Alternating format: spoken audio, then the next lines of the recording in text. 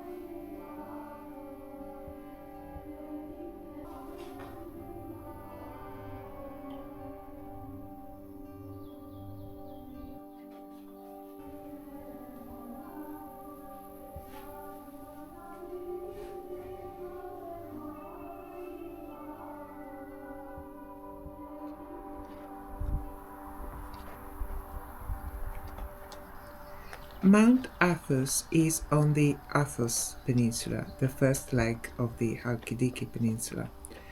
From here, what you can see is Sithona, the middle leg.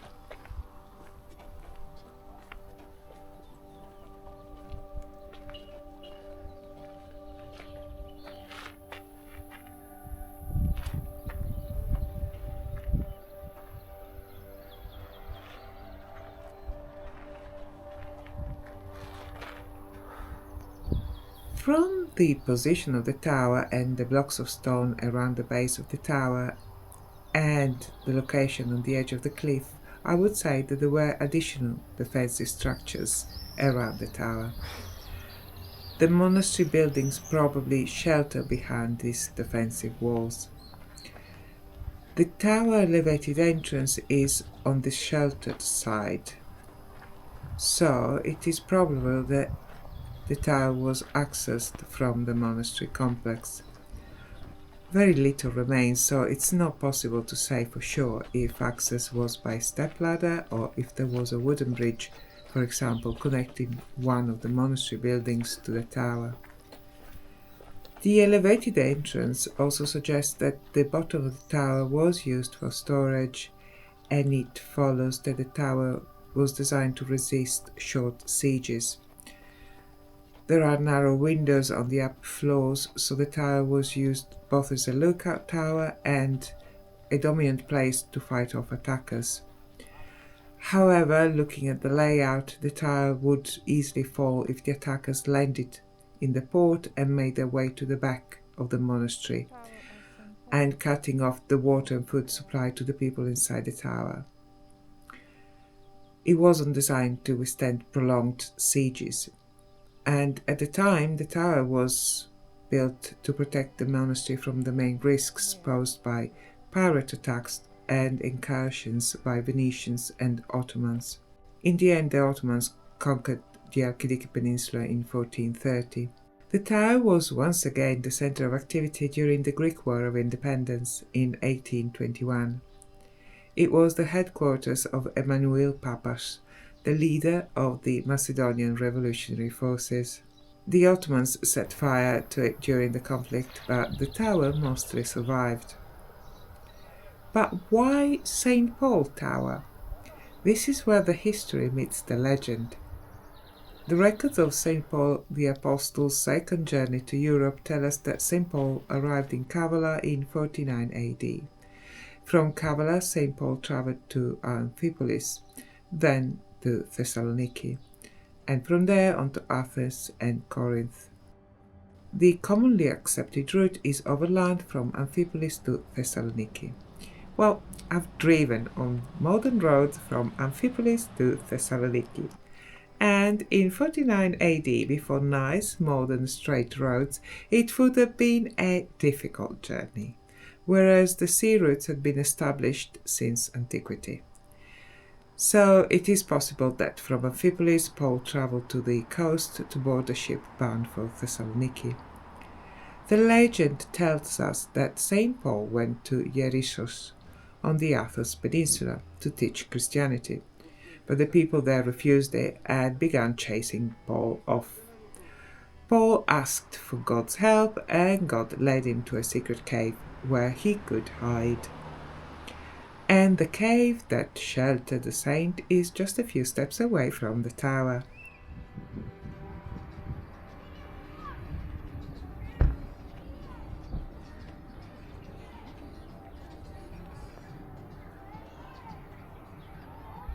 This is the sanctuary of St. Paul.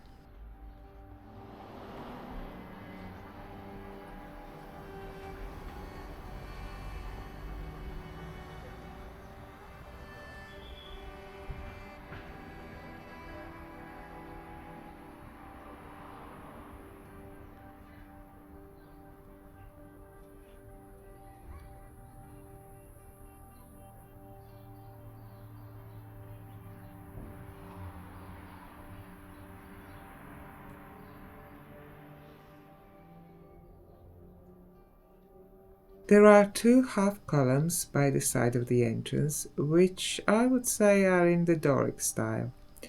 A few steps down, and another door opens up into a tunnel.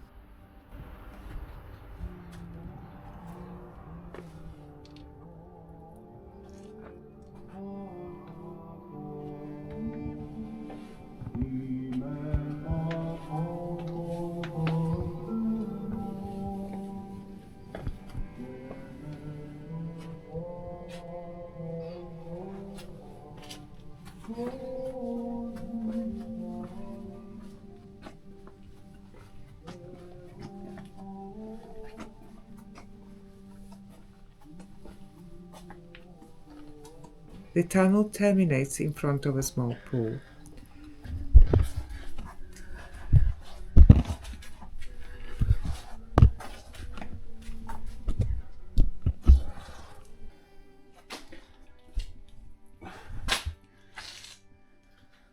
On the right there is an opening and you enter into a small room. There are votive offerings and icons of the saint, but the construction has many elements in common with ancient Macedonian tombs, like the ground level entrance with the Doric columns, the few steps leading down into a tunnel that takes you inside the hill and ends up into a chamber with a vaulted ceiling. And as I crawled my way out of it, I managed to take a better video of the tunnel construction, which hints at the Macedonian origin of the shrine. So, if we look at the legend of St. Paul again, it is possible that the locals knew about the tomb and they probably used it to worship during the time when Christianity was illegal in the Roman Empire.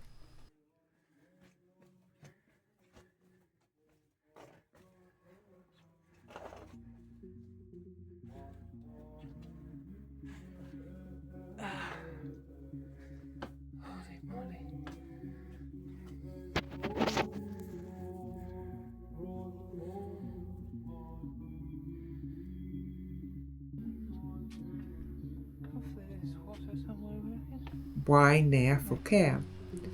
This commemorative plaque outside the shrine explains it. The plaque is in honor of Félix Saussure, a French engineer and archaeologist. Fokea was a city in western Turkey. It was founded by Greek colonists around the 9th-10th century BC. Fokea means seals, and there were large colonies of Mediterranean monk seals living on the islands off the coast of the town. June 1914 belongs to one of the dark chapters in the history of the region. Bands of paramilitary proxies for the Ottoman state began a systematic massacre of the town's Greek population. Félix Saussure and his team had taken up residence in the town while on an archaeological expedition nearby. Félix and his companions hid Greek families inside their houses and then helped spread the news of the massacre, and when the news reached Greece, Greece sent rescue ships to Fokea. Félix and his team then helped the survivors reach the port where the ships were waiting.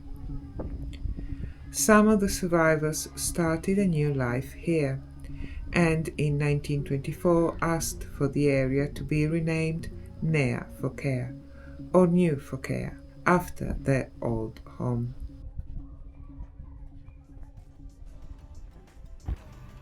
Nowadays, Nea Fokea is a charming little town. When we visited, the atmosphere was more relaxed than in other more touristy areas of the Kassandra Peninsula. And from the Africa Beach Bar, we had a lovely view of the harbour, the Gulf, and the majestic tower. And we indulged in a few iced coffees here. When you have a sit-down coffee in Greece, it should come with complimentary water and a biscuit. If it does not, you are not in a good place. And I'm happy to report that the iced cappuccinos were made very well, with good quality coffee, and they came with water and a bicky. And they were served by lovely and welcoming waitresses.